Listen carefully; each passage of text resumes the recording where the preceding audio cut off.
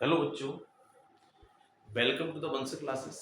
बच्चों, आज हम अपनी एक नई वीडियो देखने जा रहे हैं और वो वीडियो है हमारी माइटोकॉन्ड्रिया के ऊपर। बच्चों, इस वीडियो में हम जनरली डिस्कस करेंगे माइटोकॉन्ड्रिया का स्ट्रक्चर, उसके फंक्शंस क्या हैं और उसके अंदर कौन कौन से स्ट्रक्चर्स अवेलेबल होते हैं जिनके बारे में हम इस अपनी पूरी वीडियो के अंदर देखेंगे। तो बच्चों, इस वीडियो में आप लास्ट एंड तक बने रहना। आपको अगर कंप्लीट माइटोकॉन्ड्रिया के बारे में इंफॉर्मेशन चाहिए तो आपको ये वीडियो आपके लिए सफिशिएंट है।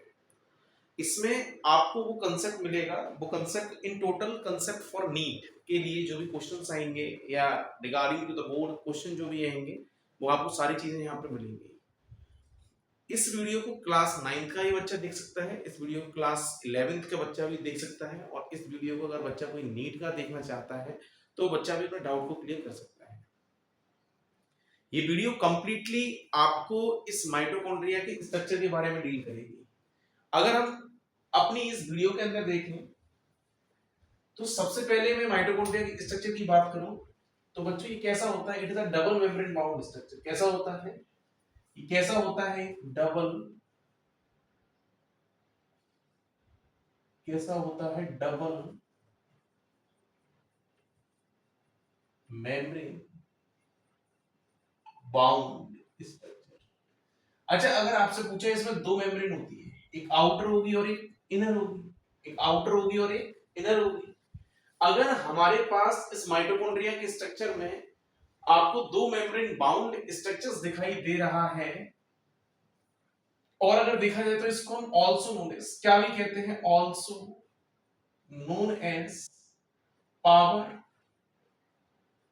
House of the cell. कैसा है? सेल का पावर हाउस बोला जाता है इस स्ट्रक्चर को। अगर हम इस स्ट्रक्चर में सबसे बाहर वाली लेयर देखें, इसका नाम क्या है? Outer membrane. इसको हम क्या बोलेंगे? Outer membrane. अंदर वाली अगर देखा जाए तो क्या होगा? Inner membrane.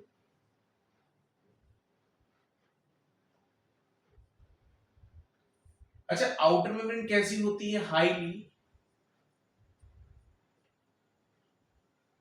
परमिएबल। कैसी होती है? Highly permeable. अच्छा, क्या रीजन है होने का? तो due to presence of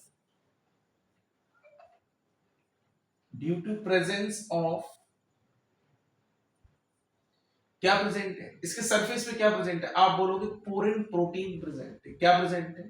porin protein. तो यहां पर पोरिन प्रोटीन प्रेजेंट होती है, इस कारण इसके पास परमिएबिलिटी ज्यादा होती है एज कंपेयर टू अदर। अच्छा, अगर आपसे बोला जाए इनर मेम्ब्रेन को हम क्या बोलते हैं? इट इज ऑल्सो नोन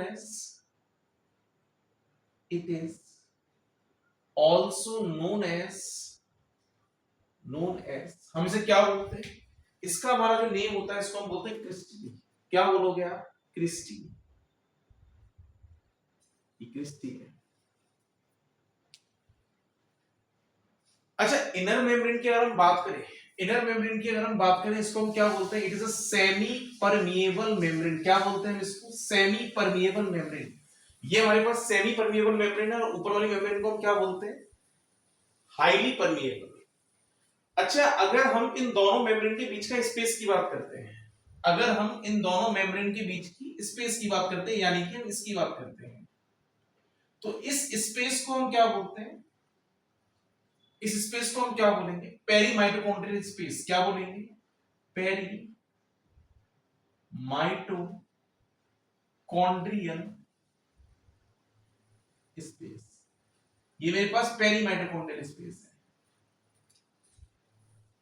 अब बच्चों, अगर ये सारी चीजें पढ़ने के बाद हमारे दिमाग में एक ख्याल आता है कि इसके अंदर बेसिकली यहां पर एक डीएनए एग्जिस्ट करता है। न्यूक्लियस नहीं होता, डीएनए एग्जिस्ट करता है। आपसे बोला जाए ये क्या है? आप बोलोगे ये डीएनए है। अच्छा, कैसा डीएनए दिखाई दे रहा है? आप बोलोगे डबल स्टैंडर्ड सर्कुलर डीएनए। कैसा होगा? Double standard circular DNA. तो हम यहां लिख देते हैं डबल स्टैंडर्ड सर्कुलर डीएनए। ये आपका यहां पर एग्जिस्ट करेगा।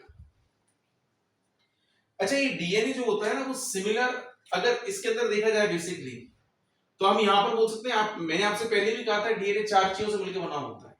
एडेनिन होता है कंपाउंड, थायमिन होता है, ग्वानिन होता है और साइटोसिन होता है। डीएनए के अंदर चार चीजें। डीएनए का कंपोजिशन क्या है? डीएनए के अगर हम कंपोजिशन की बात करें, मैंने आपसे कहा था एडेनिन होगा, थायमिन होगा, साइटोसिन होगा और नेक्स्ट ग्वानिन होगा। ये मेरे पास स्ट्रक्चर्स हैं। अगर इसमें अमाउंट देखा जाए तो यहां पर मेरे पास basically A double bond T और जी ट्रिपल बॉन्ड सी, यहां पर अमाउंट इसका ज्यादा होता है। अब आप बोलोगे ऐसा डीएनए जिसमें इस जी सी का अगर अमाउंट ज्यादा है तो क्या आपका जो डीएनए है वो प्रोकैरियोटिक सेल से रिजेंबल कर रहा है? तो हम क्या बोलेंगे? It is resemble with similar to the prokaryotic DNA. आपका प्रोकैरियोटिक डीएनए से मैच करेगा, आपका प्रोकैरियोटिक डीएनए से मैच करेगा। ये मेरे पास कंपोजिशन ऑफ डीएनए है। इसको आप हायर क्लास के अंदर देखेंगे, क्लास 12 के अंदर आप पढ़ोगे इसके बारे में। पर बेसिकली अभी हम इसके बारे में बात नहीं करेंगे। हमने आपको बता दिया है कि सिर्फ जिसके अंदर जी ट्रिपल बॉन्ड सी का अमाउंट ज्यादा होता है वो प्रोकैरियोटिक सेल की रिजेंबिलिटी प्रोवाइड करता है, और अगर जिसके अंदर ए डबल बॉन्ड टी का अमाउंट ज्यादा होता है तो वो यूकैरियोटिक सेल की रिजेंबिलिटी प्रोवाइड ज्यादा करता है। यहां तक क्लियर है आपको? अगर आपको कोई ऐसा कोई डाउट या कोई क्वेश्चनिंग आपकी रहती है तो आप मुझे इस कमेंट के थ्रू रिप्लाई कर सकते हैं, जिससे मैं आपके जवाब दे सकूं आपके क्वेश्चंस का। अच्छा बच्चों, अभी आगे देखिए, भी स्ट्रक्चर पूरा नहीं हुआ है, इसके अंदर बहुत सारी लेबलिंग अभी बाकी है। अच्छा, अगर हम इसके अंदर के इस लिक्विड वाले पार्ट को देखें तो इसको हम एक नाम बोल सकते हैं। क्या है? हम इसको क्या बोलेंगे? मैट्रिक्स ऑफ आप बोलोगे ये क्या है? आप बोलोगे ये mitochondria. Matrix of mitochondria, matrix of mitochondria. अगर इस मैट्रिक्स ऑफ माइटोकॉन्ड्रिया वाले स्ट्रक्चर के अंदर देखा जाए, या बेसिकली मैं ये बोल सकता हूं ये लिक्विड है माइटोकॉन्ड्रिया, तो लिक्विड ऑफ माइटोकॉन्ड्रिया। अच्छा, इस लिक्विड वाले पार्ट में क्या क्या चीजें मिलेंगी आपको? तो हैविंग प्रेजेंस ऑफ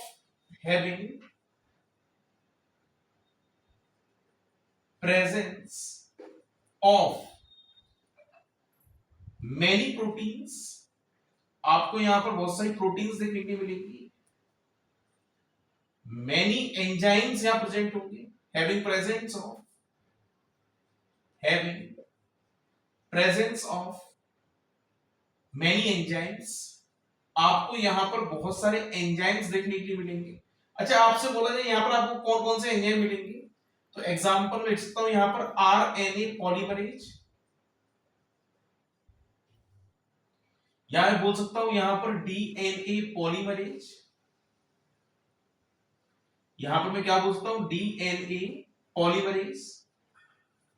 अच्छा बच्चों, यहां पर सर्टेन बहुत सारे एंजाइम्स आपको मिलेंगे। अगर आपसे बोला जाए यहां पर आपके ऑल एंजाइम्स प्रेजेंट होंगे for cellular respiration, all enzymes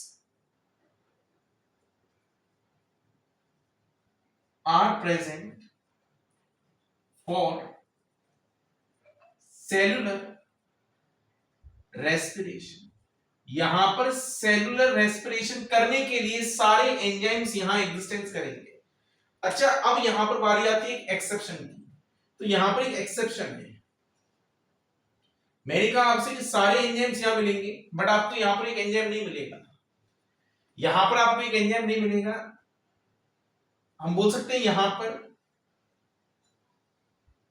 exception, एक एंजाइम नहीं मिलेगा। इसका नाम क्या है? SDH, फुल फॉर्म सक्सेनिक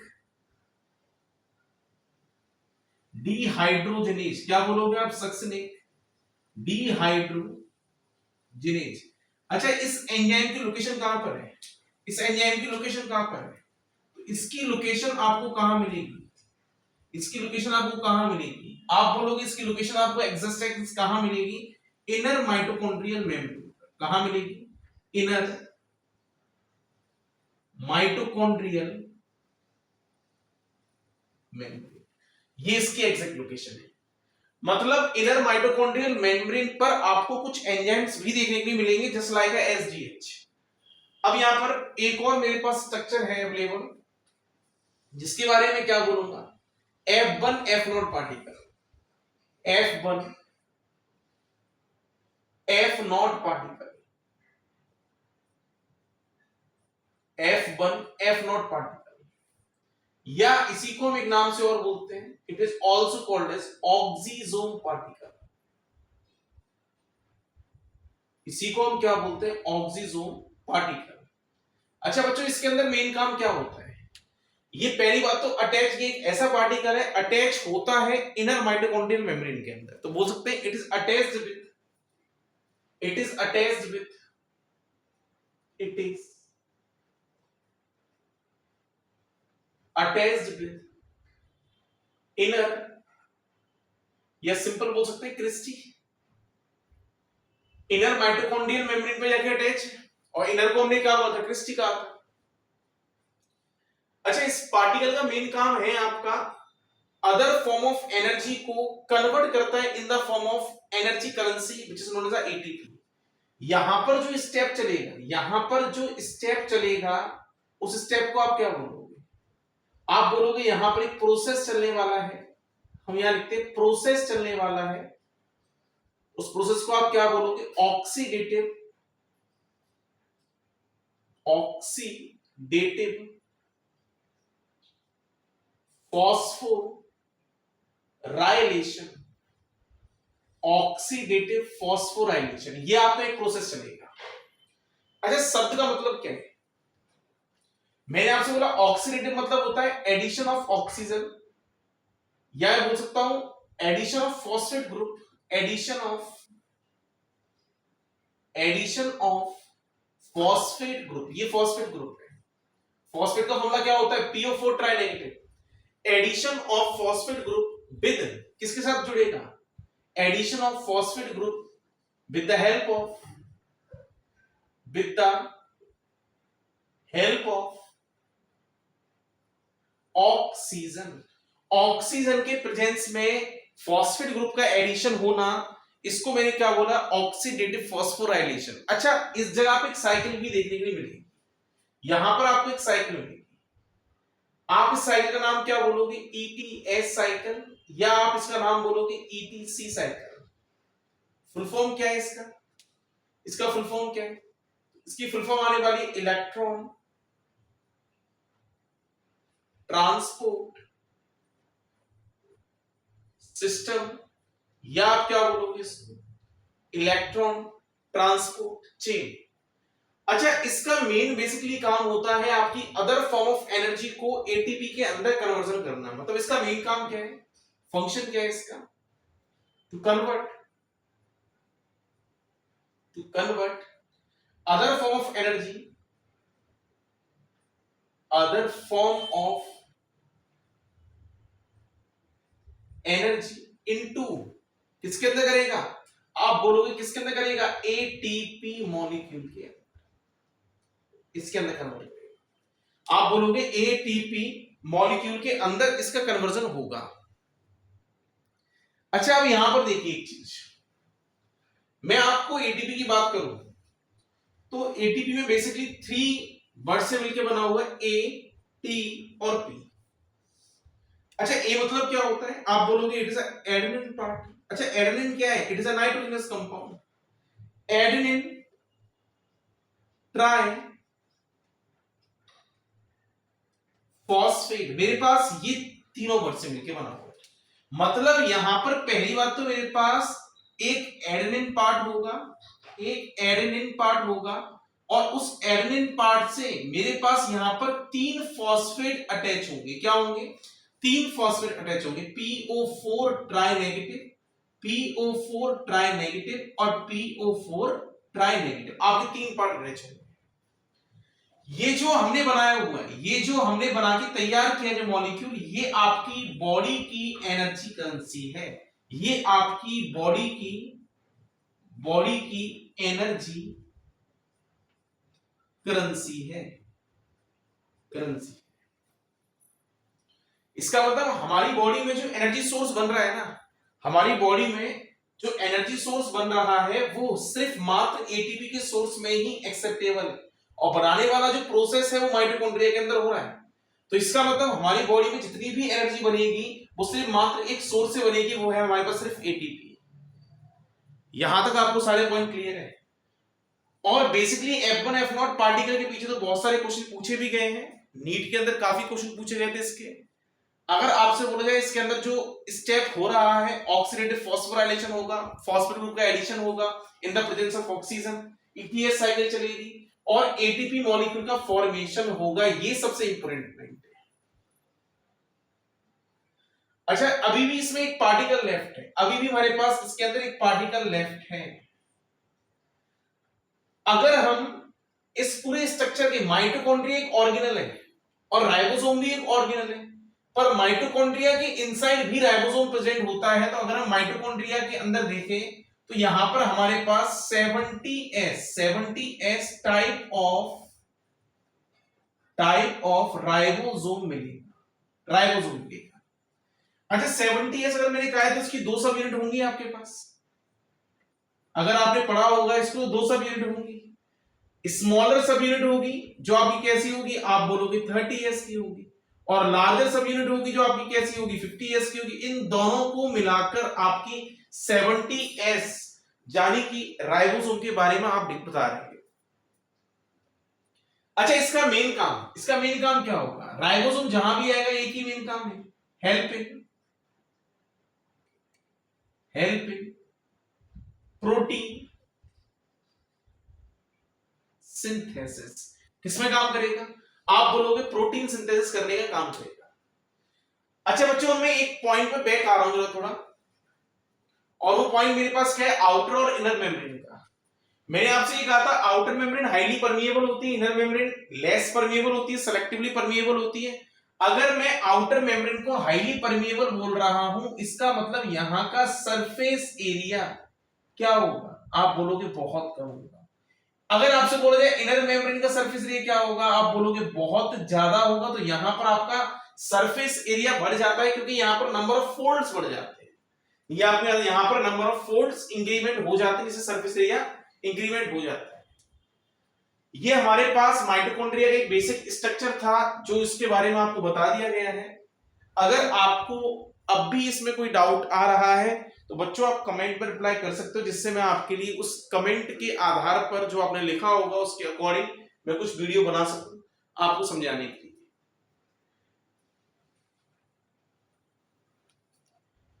इसमें से सबसे बेसिक कंसेप्ट और सबसे इंपॉर्टेंट कंसेप्ट जो है, पहला आपसे पूछा है क्वेश्चन F1 F0 पार्टिकल।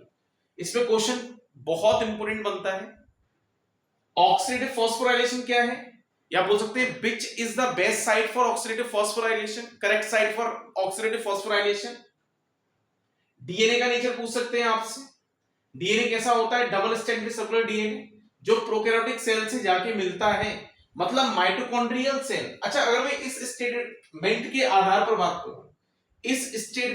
आधार पर बात करूं, तो मैं ये बोल सकता हूं माइटोकॉन्ड्रियल डीएनए प्रोकैरियोटिक डीएनए से मिलकर बना हुआ है। मतलब माइटोकॉन्ड्रिया कहीं ना कहीं पहले किसी टाइम पर प्रोकैरियोटिक सेल रहा होगा, at the time of their origin के तौर पर। तो अब हम यहां पर एक और कंसेप्ट देखने वाले हैं, आपको यहां तक का पॉइंट क्लियर होना चाहिए बच्चों। अपना इसी के अंदर नेक्स्ट टॉपिक है, इस बार हम डिस्कस करने वाले हैं व्हाट इज द डिफरेंस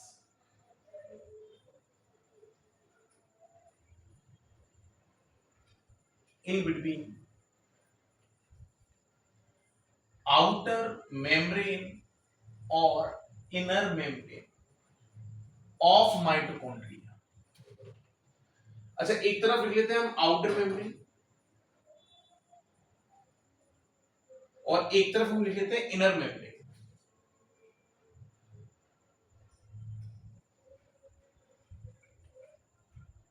अगर आउटर मेम्ब्रेन की बात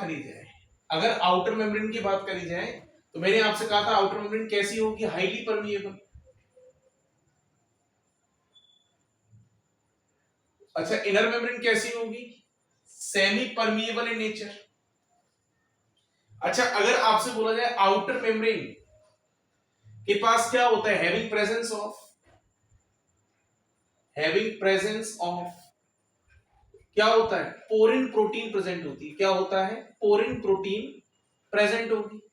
अच्छा, क्या यहां पर पोरिन प्रोटीन मिलेगी आपको? तो आप बोलोगे having sorry porin protein are absent. क्या बोलोगे आप? पोरिन प्रोटीन यहां पर क्या होने वाली है? आपको एब्सेंट देखने वाली है। अच्छा, अगला पॉइंट अगर देखा जाए तो क्या आउटर मेम्ब्रेन का सरफेस एरिया क्या है? आप बोलोगे ज्यादा है, तो यहां पर सरफेस एरिया क्या होगा? कम होगा। और यहां पर सरफेस एरिया क्या होने वाला है? ज्यादा होने वाला है, क्योंकि यहां पर नंबर ऑफ फोल्ड प्रेजेंट है। क्योंकि यहां पर क्या है? नंबर ऑफ फोल्ड देखने के लिए मिलने वाले हैं। अच्छा, क्या यहां पर F1 F0 पार्टिकल प्रेजेंट होगा? आप बोलोगे F1 F0 पार्टिकल क्या होगा? यहां पर एब्सेंट होगा। अच्छा, यहां पर क्या होगा? आप बोलोगे F1 F0 पार्टिकल क्या होगा? प्रेजेंट होगा। अच्छा, याद करिए, मैंने कहा था आउटर मेम्ब्रेन पे एंजाइम्स नहीं होते, जबकि इनर मेम्ब्रेन पे एक एंजाइम पाया जाता है। इसका मतलब number of enzyme in outer membrane is absent. अच्छा, यहां पर अगर देखा जाए तो number of enzymes in inner membrane is present. यहां प्रेजेंट होता है। अच्छा, नेक्स्ट पॉइंट, क्या यहां पर आपका ऑक्सीडेटिव फॉस्फोराइलेशन होगा? तो आप बोलोगे F1 F0 पार्टिकल नहीं है, तो इसका मतलब ऑक्सीडेटिव फॉस्फोराइलेशन भी नहीं होगा। तो यहां पर ऑक्सीडेटिव फॉस्फोराइलेशन क्या मिलने वाला है? एब्सेंट। अच्छा, यहां पर ऑक्सीडेटिव फॉस्फोराइलेशन क्या मिलने वाला है? आप बोलोगे ये होगा आपका प्रेजेंट। मतलब एक तरफ ऑक्सीडेटिव फॉस्फोराइलेशन है, एक तरफ नहीं है। ये आपके बेसिक डिफरेंस आउटर मेम्ब्रेन और इनर मेम्ब्रेन के अंदर आपको मिलेंगे। ये आपके बेसिक डिफरेंस हैं जो आउटर मेम्ब्रेन और इनर मेम्ब्रेन के आपको मिलेंगे। ये आपके लिए इंपॉर्टेंट पॉइंट होगा, ये आप याद रखना। अच्छा, अगर मैं इसी के अंदर एक पॉइंट और ऐड करना चाहता हूं, इसी के अंदर एक पॉइंट और ऐड करने, क्या आप मुझे ये बताइए, इसके अंदर ईटीएस रिएक्शन चलेगी आउटर के अंदर? यहां पर क्या होगी आपकी? ईटीएस या ईटीसी? ईटीएस या ईटीसी साइकिल क्या होगी? आप बोलोगे ये तो एब्सेंट होगी। अच्छा, क्या यहां पर ईटीएस और या मैं बोल सकता हूं ईटीसी साइकिल क्या होगी? यहां पर आप बोलोगे प्रेजेंट होगी। यहां पर ईटीएस या ईटीसी साइकिल क्या है? एब्सेंट है। यहां पर ईटीएस और ईटीसी साइकिल क्या है? प्रेजेंट है। यहां पर ईटीसी साइकिल क्या है? प्रेजेंट। ये आपके बेसिक डिफरेंसेस है, जो आपको आउटर और इनर के बीच में आपको डिफरेंशिएट करना आना चाहिए। क्वेश्चन आता है, पूछा जाएगा आउटर मेम्ब्रेन और इनर मेम्ब्रेन के बीच में डिफरेंस क्या है, तो आपको डिफरेंशिएट करने के लिए ये पॉइंट आना चाहिए।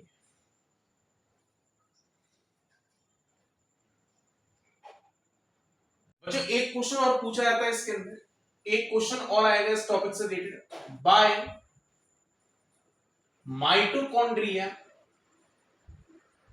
is known as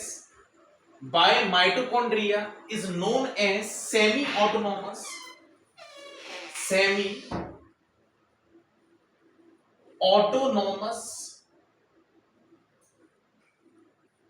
cell organelle. क्या बोलोगे आप माइटोकॉन्ड्रिया को? Semi autonomous cell organelle. मतलब क्या है इसका? सेमी मतलब आधा, ऑटोनोमस मतलब खुद रेगुलेट करने वाला। मतलब माइटोकॉन्ड्रिया खुद में आधे फंक्शंस रेगुलेट करने वाला एक स्ट्रक्चर है। आप बोलो कैसे डिफाइन करोगे? तो याद करो, मैंने आपसे कहा था इस माइटोकॉन्ड्रिया के पास क्या है? आपने कहा था भाई इसके अंदर डीएनए प्रेजेंट है। अच्छा, मैंने आपसे ये भी कहा था इस माइटोकॉन्ड्रिया के पास और क्या है? आपने कहा था भाई राइबोसोम भी प्रेजेंट है। अच्छा, डीएनए है तो कैसा है? आप बोलोगे double stranded circular DNA exist कर रहा है। मैंने कहा आपसे राइबोसोम है तो कैसा है? आपने कहा 70s type of ribosome exist कर रहा है। अगर डीएनए होगा तो क्या काम करेगा? Control the function of mitochondria. अगर राइबोसोम होगा तो क्या करेगा? हेल्प इन किसमें काम करेगा? Help in protein synthesis. किसमें काम करेगा? प्रोटीन सिंथेसिस में काम करेगा। जब माइटोकॉन्ड्रिया ये दोनों ही फंक्शंस रेगुलेट कर रही है, that's by mitochondria is known as semi autonomous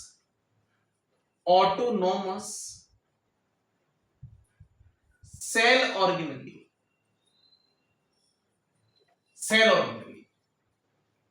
तो ये भी क्वेश्चन एक बोर्ड का फेवरेट क्वेश्चन कि माइटोकॉन्ड्रिया को हम सेमी ऑटोनोमस सेल ऑर्गेनेली क्यों कहते हैं? क्योंकि इसके पास दोनों ही एक डीएनए स्ट्रक्चर होता है, एक राइबोसोम स्ट्रक्चर होता है। राइबोसोम प्रोटीन बनाने का काम करता है और डीएनए कंट्रोल करने का काम करता है। That's why it is known as semi autonomous. अपने आधे फंक्शंस खुद ही रेगुलेट करेगी, जबकि और सभी ऑर्गेनल्स को रेगुलेट करने वाले न्यूक्लियस होते हैं, जबकि माइटोकॉन्ड्रिया अपने आप को आधे फंक्शंस खुद ही रेगुलेट करेगी। इसलिए हमने इसको क्या कहा है? सेमी ऑटोनोमस सेल ऑर्गेनेली कहा है। अरे आया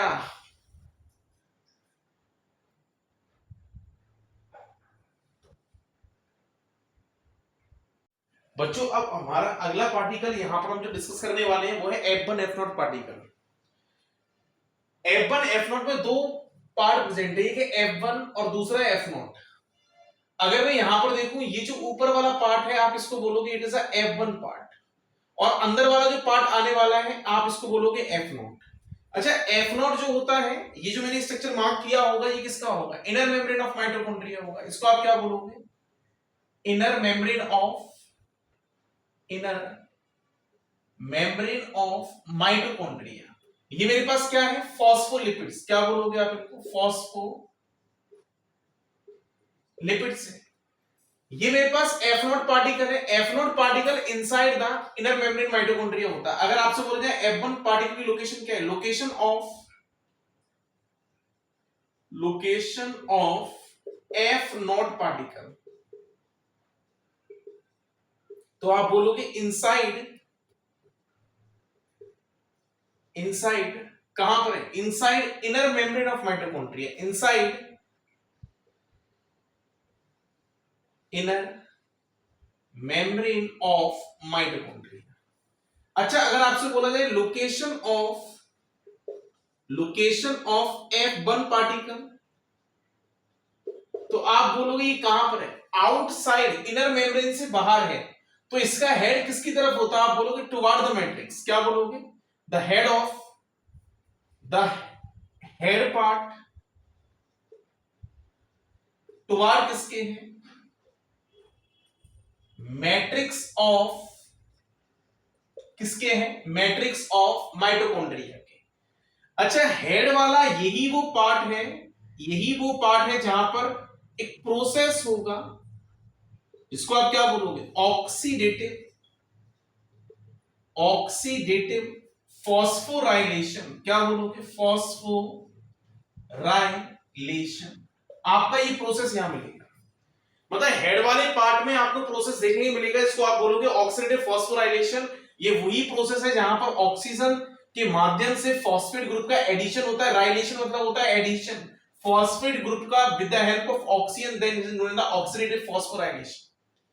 कहां पर हो रहा है? आप बोलोगे F1 साइड में होता है। F1 का हेड किस तरफ होता है? तो आप बोलोगे F1 का हेड मैट्रिक्स ऑफ माइटोकॉन्ड्रिया की तरफ होता है।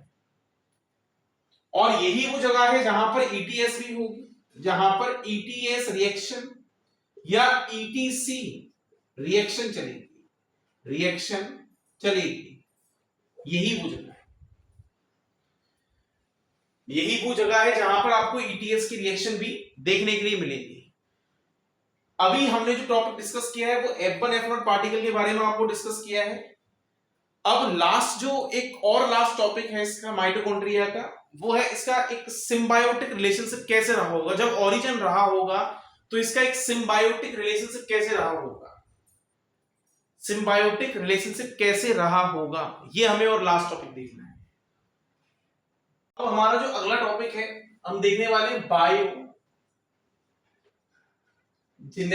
Of mitochondria. हम बात करने वाले बायोजेनेसिस ऑफ माइटोकॉन्ड्रिया। अच्छा, एक्चुअल में माइटोकॉन्ड्रिया का ओरिजिन कहां से हुआ है? मैंने आपसे कहा था अगर आप उसका डीएनए देखोगे तो आपको डीएनए कुछ प्रोकैरियोटिक सेल की तरह दिखाई देगा। मतलब माइटोकॉन्ड्रिया के पास जो डीएनए है वो प्रोकैरियोटिक सेल से मिलता जुलता है। इसका मतलब माइटोकॉन्ड्रिया भी स्ट्रक्चर होगा जो प्रोकैरियोटिक सेल से मिलता जुलता स्ट्रक्चर होगा। अगर इस स्ट्रक्चर के अंदर बेसिकली जो डीएनए वाला पार्ट है वो इसके बारे में उसका एंडोसिम्बायोटिक रिलेशनशिप को दर्शा रहा है। अब आप बोलोगे एंडोसिम्बायोटिक रिलेशनशिप क्या है? बायोजेनेसिस ऑफ माइटोकॉन्ड्रिया मतलब है माइटोकॉन्ड्रिया का ओरिजिन कैसे हुआ है। तो माइटोकॉन्ड्रिया एक सेल है। माइटोकॉन्ड्रिया क्या है? माइटोकॉन्ड्रिया मैं क्या बोलूंगा, एक क्या है? एक prokaryotic cell. Mitochondria is a prokaryotic cell. आप बोलोगे प्रोकैरियोटिक सेल। अच्छा, याद करो according to concept of Rudolf बिरकाउ के आधार पे उन्होंने ये कहा था हर एक सेल किससे अराइजेस है? अपने प्री एग्जिस्टिंग सेल से। तो अगर मैं आपसे बोलूं माइटोकॉन्ड्रिया किससे आया होगा तो आप बोलोगे अपने प्री एग्जिस्टिंग माइटोकॉन्ड्रिया से। तो माइटोकॉन्ड्रिया ओरिजिनेट फ्रॉम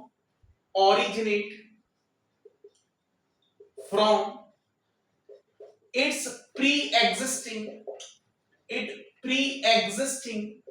माइटोकॉन्ड्रिया। इससे आपका माइटोकॉन्ड्रिया ओरिजिनेट हुआ है। मतलब माइटोकॉन्ड्रिया का ओरिजिन माइटोकॉन्ड्रिया से ही हुआ है। अब आप बोलोगे किसके हेल्प से हुआ है? तो with the help of cell division is known as. जिस सेल डिवीजन से हुआ होगा आप बोलोगे वो कैसा होगा? एमाइटोसिस। क्या बोलोगे आप? एमाइटोसिस। और इसी के अंदर जो सेल डिवीजन आएगा which is known as a binary fission. आप क्या बोलोगे इसको? Binary fission. ये आपका एक बाइनरी फिजन है। अच्छा, अगर मैं इसका एंडो सिम्बायोटिक रिलेशनशिप बताऊं, रिलेशनशिप बताता हूं। तो मैंने आपसे कहा था यूकैरियोटिक सेल के अंदर अगर एक माइटोकॉन्ड्रिया आ रहा है तो इसका मतलब एक यूकैरियोटिक सेल के साथ एक प्रोकैरियोटिक सेल मिला हुआ है। तो मैं बोल सकता हूं एक सेल के साथ प्रोकैरियोटिक सेल एसोसिएट हुआ था। यूकैरियोटिक सेल के साथ एक कौन सा सेल था एसोसिएट हुआ था? आप बोलोगे प्रोकैरियोटिक सेल एसोसिएट हुआ था। बहुत पहले की बात है। और ये प्रोकैरियोटिक सेल आगे जाकर क्या बनाने लग गया? एनर्जी। और यही प्रोकैरियोटिक सेल का नाम माइटोकॉन्ड्रिया आपने कह दिया। बच्चों, यहां तक हमारा माइटोकॉन्ड्रिया टॉपिक पूरी तरीके से समाप्त होता है। अगर आपको कोई दिक्कत आती है तो आप मुझे इसी चैनल पर कमेंट करके बता सकते हैं इस टॉपिक के बारे में। अगर आपके कमेंट जेन्युइन होंगे तो इससे रिलेटेड कोई अदर वीडियोस जो बनानी होगी वो बना सकते हैं।